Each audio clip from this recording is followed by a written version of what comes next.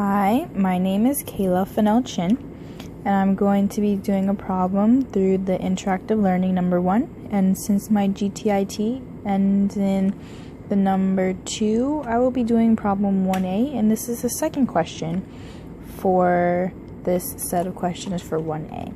So my problem states that the limit as x approaches 2 of the function 3x minus 1 is equal to 5.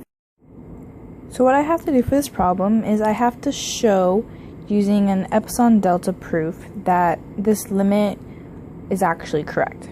But first what we're going to do is we're going to talk about how we use this epsilon delta to find the limit and how we prove these limits. So our definition of this epsilon delta thing is that the limit as x approaches a for any function is equal to L, which is our limit.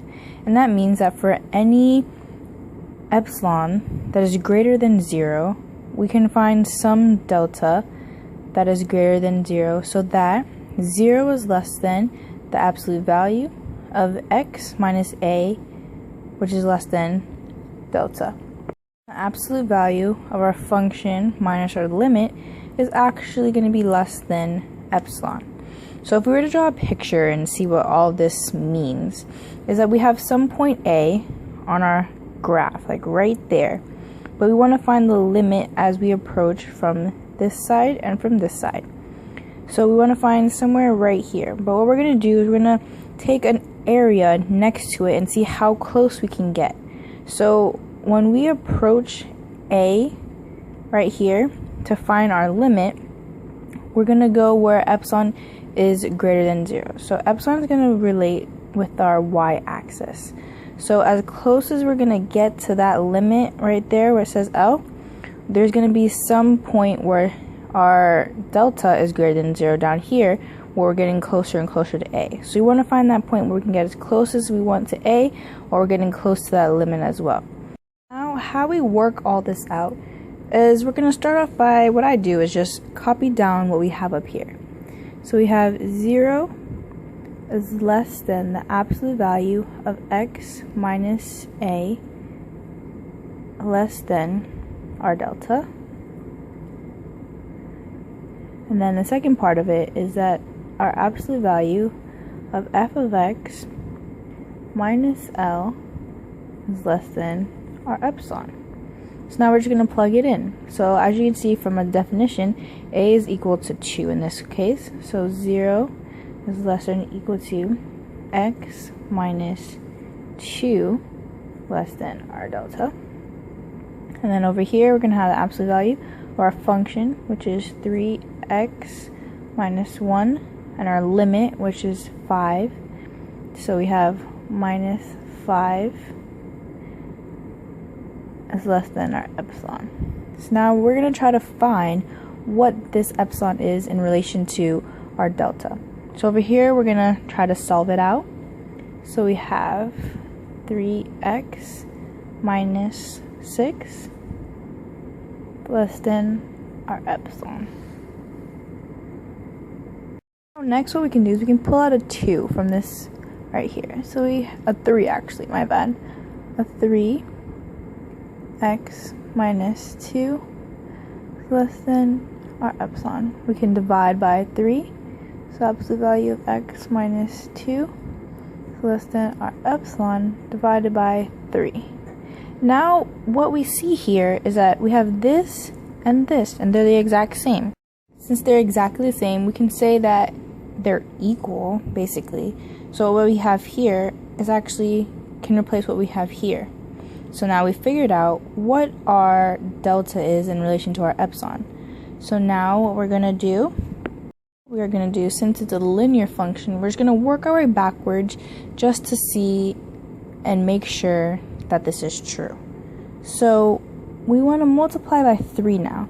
So if we come over here and we have x minus 2 less than epsilon divided by 3, multiply by 3, we're going to get 3x minus 6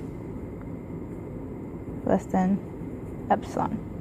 And now we want to see our original function is 3x minus 1. and then our limit was 5. So what can we do to this 6 to make it a 5 and a 1? We can just separate it. So we have 3x minus 1 minus 5, absolute value, epsilon. So now we see that this is equal to that, which is the exact same thing, which means we've proved our point. So now, since this is equal to that, and that's equal to that, we can just write it all over. So our final statement is going to be, if 0 is less than absolute value of x minus 2,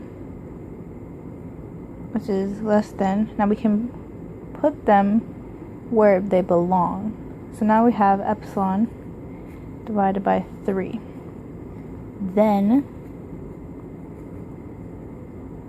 we're going to have our function, which is 3x minus 1, and then our limit minus 5. But now we're going to set it equal so we can get back to how we got to this. So equal to absolute value of 3x minus 6, and then we're going to keep on simplifying it, so pull out 3, and we have x minus 2, and now this we figured out was less than that, so we can put less than 3 epsilon over 3, which is equal to that. Now we just multiply by the 3, and we see that it's the same thing as epsilon, which is what we started with. So this is going to be our proof right here. Now we have our final product, and we figured out by using the definition that the limit as x approaches a of our function is equal to L, which means that for any epsilon that's greater than 0, we can find some delta that's greater than 0, so that 0 is less than the absolute value of x minus a, which is less than our delta. Then our function minus our limit is less than our epsilon. And we see that a is going to be equal to 2, and our function is going to be equal to 3x minus 1. Our limit is going to be equal to 5. So we write over what they state for us, and we plug it in. So our a is equal to 2, and our limit is equal to 5, and our equation is equal to 3x minus 1. So then we just use simple algebra and go all the way down until you get these same variable and constants. And then we see that our delta is going to be the same as epsilon divided by 3. So then we work our way backwards to make sure that our equations are right.